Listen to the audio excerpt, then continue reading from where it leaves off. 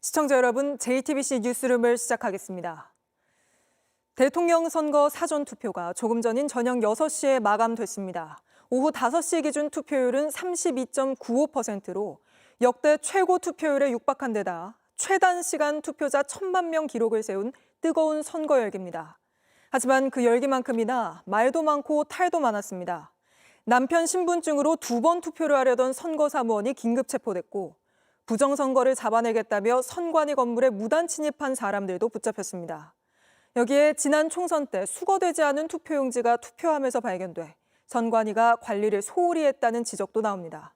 먼저 투표율 소식부터 한민정 기자가 보도합니다. 제가 있는 이곳 사전투표소로 들어가는 입구입니다. 제 뒤로도 긴 줄이 늘어서 있는데요.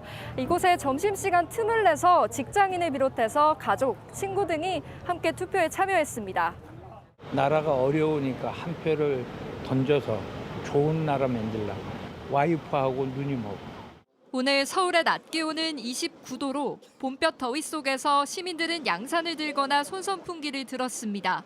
네, 너무 덥고 하지만 표하러 나왔으니까 끝까지 해야죠. 국민들이 더 이상 살면서 불안해하지 않게 해주는 대통령이 나왔으면 좋겠어요. 몽골에서 귀화한 뒤 첫 투표에 나선 유권자도 있었습니다. 처음 대선 투표여가지고 굉장히 또 긴장했었고 정말로 기대되고 너무나 기쁩니다. 대한민국을 정말 잘 발전할 수 있고 밝은 미래를 향해 나아갈 수 있는 대통령이 되었으면. 손등에 인증 도장을 찍거나 인기 캐릭터가 그려진 종이를 직접 들고 와 투표 인증 사진을 찍기도 했습니다. 독려하고 싶어가지고 준비해 오게 됐습니다. 지금 한 40분 정도 기다린 것 같아요. 오늘은 점심 못 먹고 왔어요. 오늘 오후 5시 기준 누적 사전투표율은 32.95%로 집계됐습니다. 지난 20대 대선 사전투표율에 못 미친 건데 사전투표 둘째 날이 주말이었던 지난 대선과 달리 이번엔 사전투표일 이틀 모두 평일이었던 점이 투표율에 영향을 줬다는 분석이 나옵니다. JTBC 한민정입니다. 이렇게 뜨거운 투표 열기 속에 이런 일도 벌어졌습니다. 서울 대치동에서 60대 선거사무원이 남편 신분증으로 2번 투표를 하려다 경찰에 긴급 체포됐습니다. 김산 기자의 단독 보도입니다. 사전투표 이틀차를 맞은 오늘 서울 강남의 한 투표소 앞으로 대기줄이 길게 늘어섰습니다. 이곳에서 어제 오후 5시 10분쯤 선거사무원 A씨 앞으로 경찰이 찾아왔습니다. 저쪽 안에서 그 조사하고 지구대에서 지구대에서 이제 경찰 바로 경찰서에서 A씨가 기표소에 2번 들어갔다는 참관인 신고가 접수됐기 때문입니다. 바로 수술실에서 나가신다고 하셨어요. 어제 불리다고 어디서 불렸다고 하시더라고요. 수서경찰서는 60대 여성 A씨를 현장에서 긴급 체포해 수사하고 있습니다. 강남구청 계약직 공무원인 A씨는 이틀 동안 선거사무원에 위촉된 상태였습니다. 유권자 신원을 확인한 뒤 투표용지를 발급해주는 일을 맡고 있었는데 어제 정오쯤 챙겨온 남편 신분증으로 용지를 스스로 발급해 대리투표했고 5시간 뒤 본인 명의로 한 번 더 투표를 하려 했던 것으로 조사됐습니다. 구청은 A씨를 직위 해제했고 선관위도 A씨를 해촉한 뒤 고발 조치했습니다. 선관위는 사전투표를 방해할 목적으로 공모했는지 확인하기 위해 남편에 대해서도 수사를 의뢰했습니다. JTBC 김산입니다.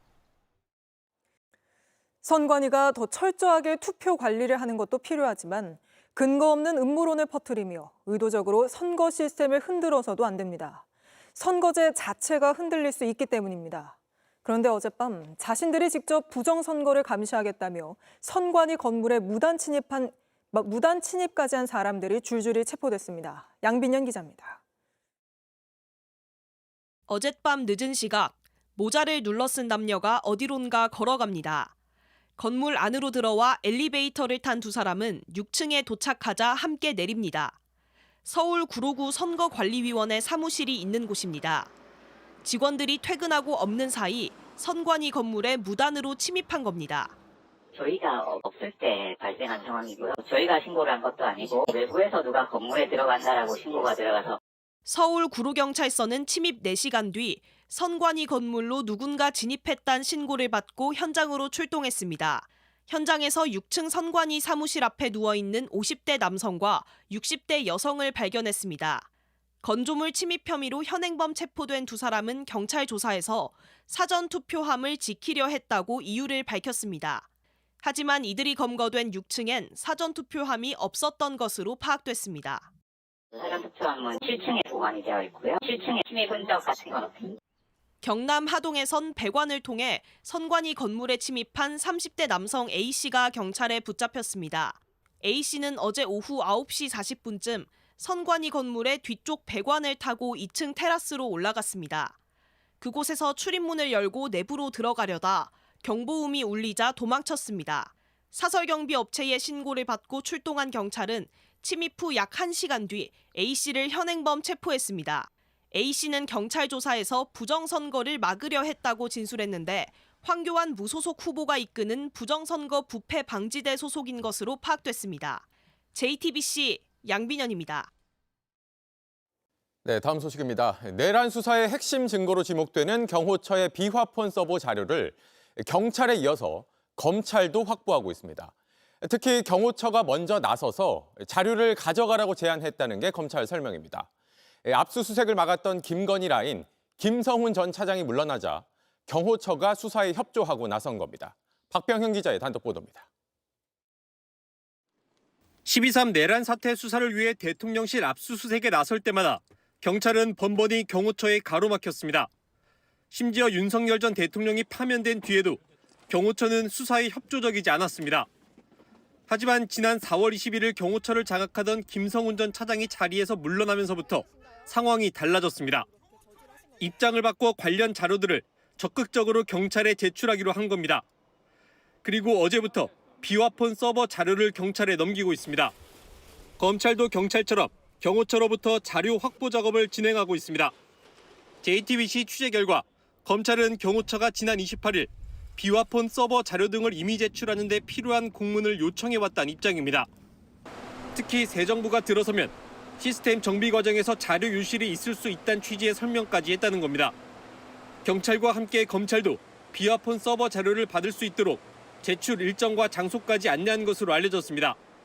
법원에서 받은 압수수색 영장을 제시해도 개의치 않던 경호처가 되레 증거가 없어질 것을 우려하며 수사에 협조하고 나선 셈입니다.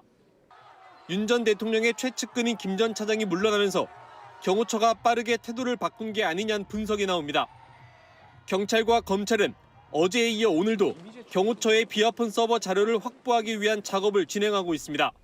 경호처는 법령과 규정에 의거해 적법 절차에 따라 수사기관의 요청에 성실히 협조하고 있다고 밝혔습니다. JTBC 박병현입니다. 4명의 희생자가 발생한 해군 초계기 추락 사고 당시 CCTV 영상이 공개됐습니다. 예정된 경로를 따라 비행하다가 갑자기 곤두박질 치듯 추락하는 모습을 확인할 수 있는데 이 때문에 기체 결함 가능성이 제기되고 있습니다. 김재현 기자입니다.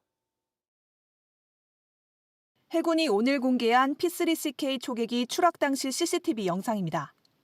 활주로에서 이륙한 뒤 오른쪽으로 선회하며 상승하던 초계기는 잠시 뒤 앞머리가 아래로 떨어지며 수직에 가까운 형태로 추락합니다. 통제력을 잃은 동체는 한 바퀴 돌며 결국 민가 뒤로 떨어집니다. 사고 직전까지 정상 경로대로 비행했는데 급작스럽게 추락한 겁니다. 추락 1분 전인 오후 1시 48분, 관제탑과의 마지막 교신에서도 비상 상황에 대한 언급은 없었습니다.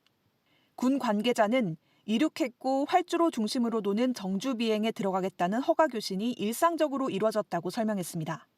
당시 기상 상황도 양호했고 영상에서도 충돌 등 큰 외부 요인이 식별되지 않고 있어 기체 결함의 가능성이 제기됩니다. 해당 초계기는 포항기지에서 이착륙을 3차례 반복하는 훈련 중 2번째 이륙 과정에서 사고가 발생한 바 있습니다.